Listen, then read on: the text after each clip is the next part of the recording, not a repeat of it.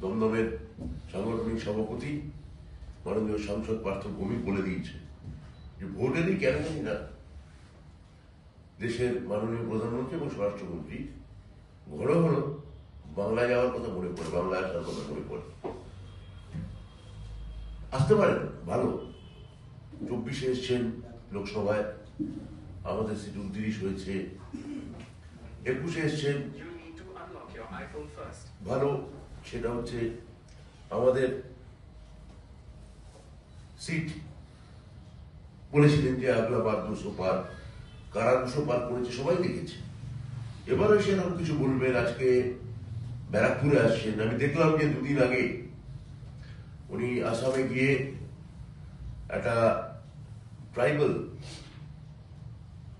সভায় যোগ দিয়েছেন এবং সেখানে আসামের মুখ্যমন্ত্রী আর কেন্দ্রীয় মন্ত্রী এদের সামনেই উনি বলছেন এই ট্রাইবাল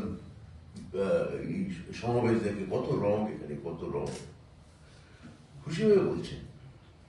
ওনাকে খুশি করার জন্য বলি, এখানে পশ্চিমবঙ্গের রং একটাই, সে রঙে সবুজ, তার নাম তৃণমূল কংগ্রেস। সেনাপতি অভিষেক বন্দ্যোপাধ্যায়, নেত্রী মমতা বন্দ্যোপাধ্যায়।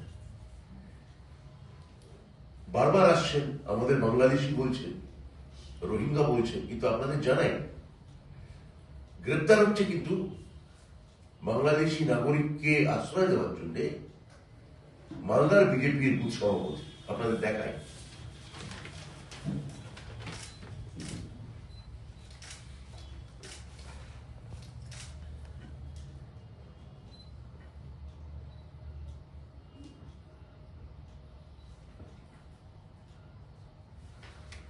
প্রোটেকশন কে দেবে?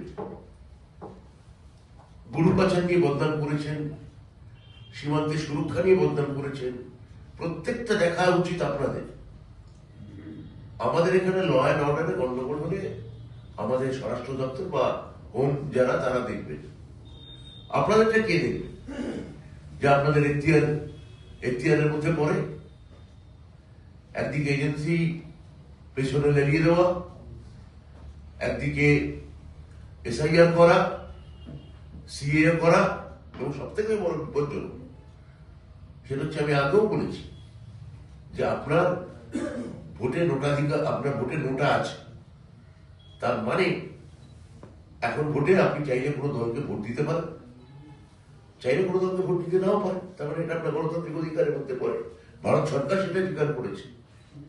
তাহলে কারোর নাম যদি ভোটার তালিকায় না থাকে, সে হয়তো ভোট দিতে চায় না, তাই ভোটার তালিকায় নাম তোলেনি, তাহলে তাকে আপনি বেনাগরিকের আওতায় ফেলছেন কিভাবে? একদিকে রাষ্ট্র একজন নাগরিক সম্পর্কে বলছে যে আপনার ভোট না দেওয়ার অধিকার আছে, একই সঙ্গে সেই রাষ্ট্র বলছে আপনি যদি নাম না তোলেন, হুমকি দিচ্ছে, ভয় দেখাচ্ছে, আপনাকে আমি বেনাগরিক করে দেবো।